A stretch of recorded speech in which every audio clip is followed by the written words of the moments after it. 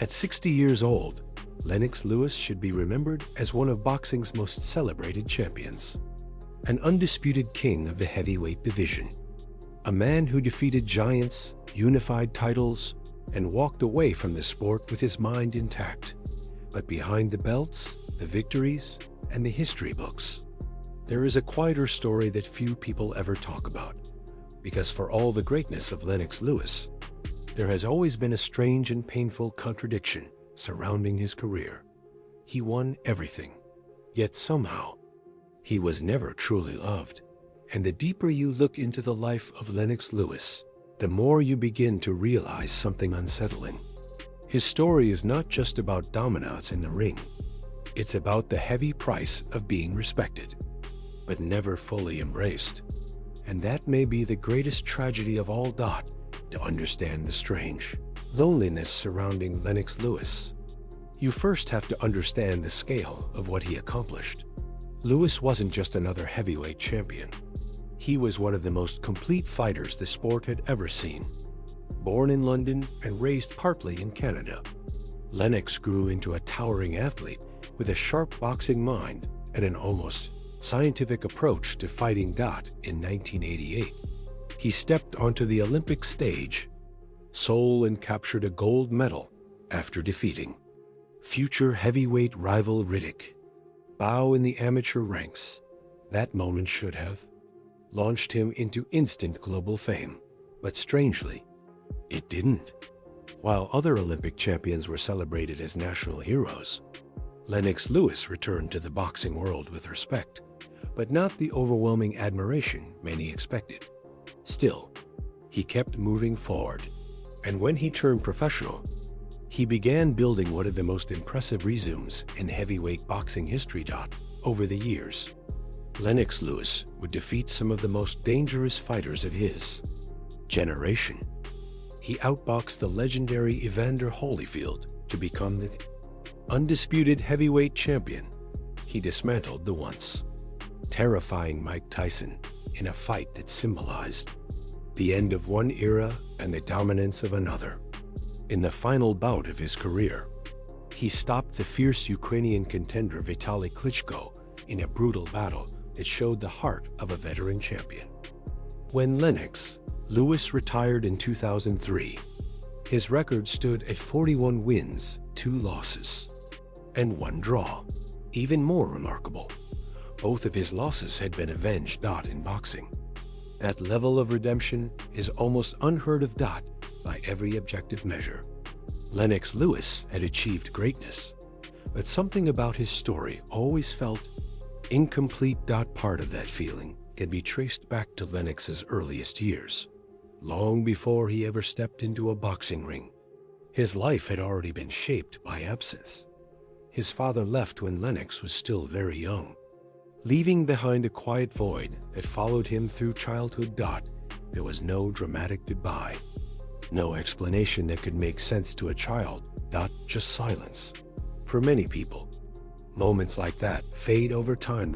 But for Lennox Lewis, that early absence planted something deeper, a quiet belief that he had to rely entirely on himself. His childhood was marked by constant movement. He was born in England, spent early years in Jamaica, then moved again to Canada. 3 countries, 3 cultures, 3 different places that never quite felt like home. For a young boy trying to understand where he belonged, the constant displacement created a strange sense of isolation. Lennox was tall, quiet, different. And in school, those differences made him stand out in ways that didn't always feel comfortable. But eventually, he discovered something that gave him structure. Boxing, not as a dream, not as a path to fame, but as a place where the rules were clear. Inside the gym, life suddenly made sense. There were rounds, there were punches, there were victories and defeats. No confusion, no abandonment, no complicated emotions, just discipline. And Lennox Lewis embraced that discipline with an intensity that would define the rest of his life. As his skills developed, something unusual began to emerge. Lennox didn't fight like most heavyweights. He didn't charge forward recklessly. He didn't rely purely on brute force. Instead, he approached boxing like a chess match. Distance, timing, precision.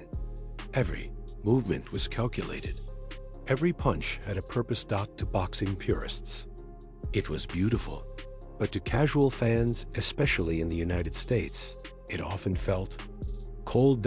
American boxing culture had been shaped by explosive figures like Mike Tyson and George Foreman, fighters who brought chaos and violence into the ring. The crowd loved that energy.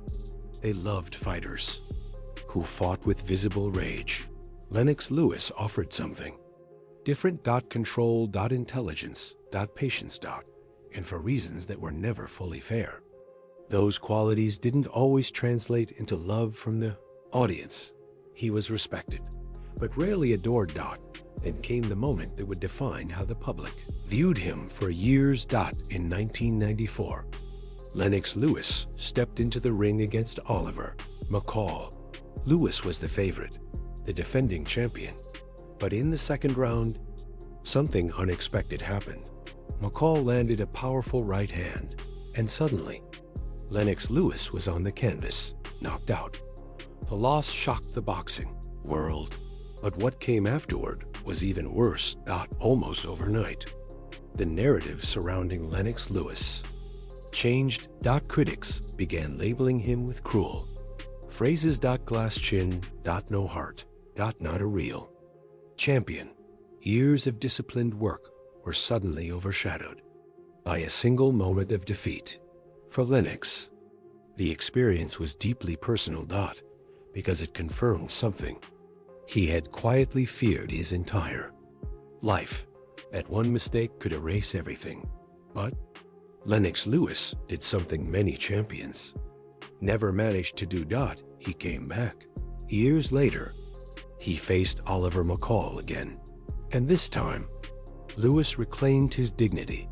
And he went even further. He unified the heavyweight division. He defeated legends. He cemented his legacy as one of the smartest fighters in the history of boxing. Eventually, he was inducted into the International Boxing Hall of Fame. By every historical measure, Lennox Lewis had proven his greatness. And yet, the strange distance between him and the public never fully disappeared. Maybe that's because Lennox Lewis never tried to become someone he wasn't. He didn't chase chaos. He didn't pretend to be a villain. He didn't create drama to entertain crowds. He simply fought the way he believed was right.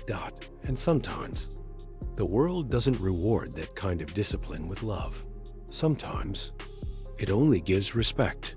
Today, at 60 years old, Lennox Lewis stands as one of the rare heavyweight champions who left the sport with his health, his dignity, and his legacy intact. No scandals. No tragic downfall. No lingering damage that forced him to keep fighting long after his prime. In many ways, he did everything the right way. But the strange paradox of Lennox Lewis remains. He conquered the heavyweight division, yet he never fully conquered the crowd's heart. Maybe that tells us something deeper about how the world views greatness. Because sometimes the loudest legends are not the smartest ones. Sometimes the fighters who burn brightest are the ones who burn out fastest. But Lennox Lewis chose a different quieter one, a lonelier one. And maybe the real story of Lennox Lewis isn't about the belts he won or the opponents he defeated. Maybe it's about the strength it takes to stand at the very top, even when the cheers never quite feel loud enough. If stories like this fascinate you, the hidden truths behind legendary careers, make sure you subscribe, because there are many more journeys behind the spotlight waiting to be uncovered. And some of them are even more surprising than this one.